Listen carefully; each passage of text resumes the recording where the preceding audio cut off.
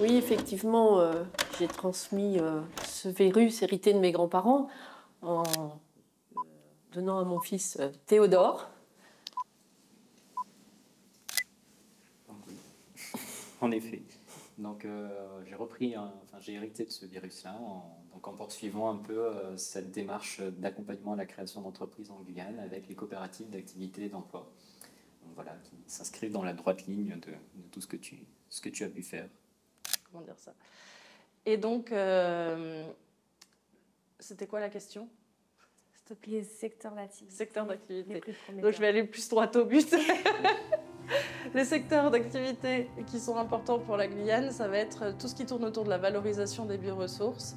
Donc, chimie du végétal, tout ce qui concerne la cosmétique, les molécules pour la santé aussi, qu'on peut trouver dans le vivant, que ce soit animal ou végétal. L'alimentation, parce qu'on a un fort enjeu d'autosuffisance et d'augmentation de la sécurité alimentaire sur le territoire pour être moins dépendant des importations.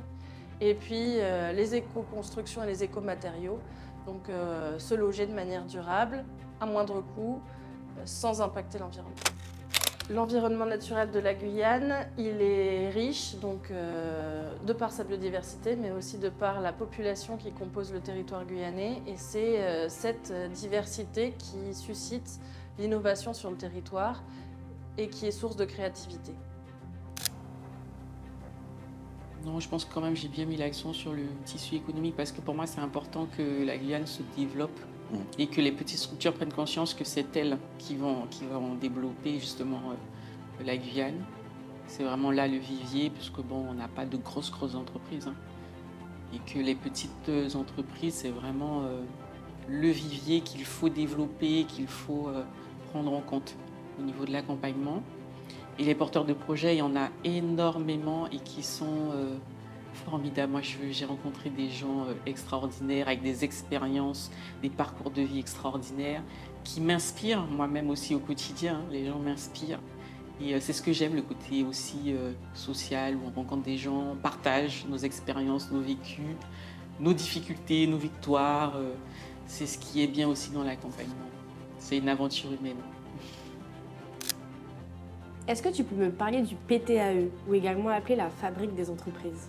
Le programme territorial de l'accompagnement des entreprises, ou dit la Fabrique des entreprises, est un programme qui vise à coordonner l'accueil, l'orientation et le suivi du porteur de projet.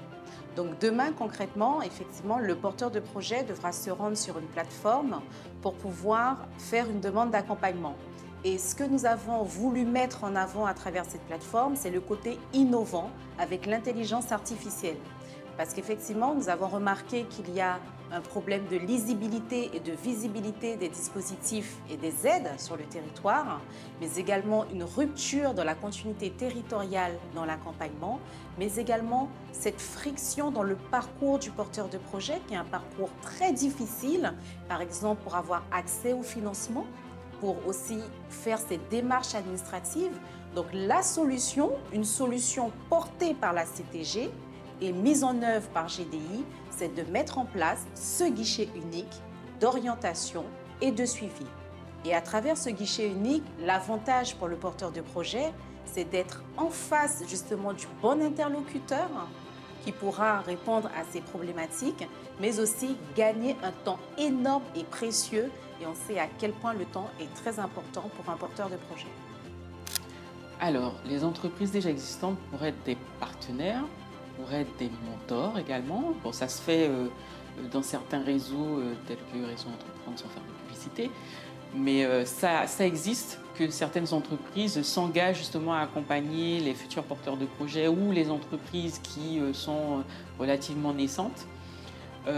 Après, c'est effectivement de pouvoir mettre en place un système de réseau, d'entraide, de partage d'expériences, puisqu'on a des entreprises qui sont sur le territoire depuis des années et des générations et qui pourraient partager son expérience parce qu'ils ont vu l'évolution de la Guyane, l'évolution du tissu économique.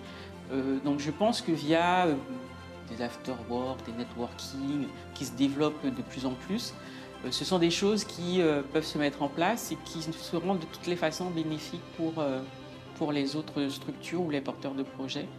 Il y a des structures qui mettent en avant justement cet échange. Les lycées également le font, certains collèges donc, font intervenir des professionnels pour pouvoir partager leur expérience, leur vécu et puis aussi leur vision de la Guyane, puisqu'on est tous porteurs de vision pour cette chère Guyane.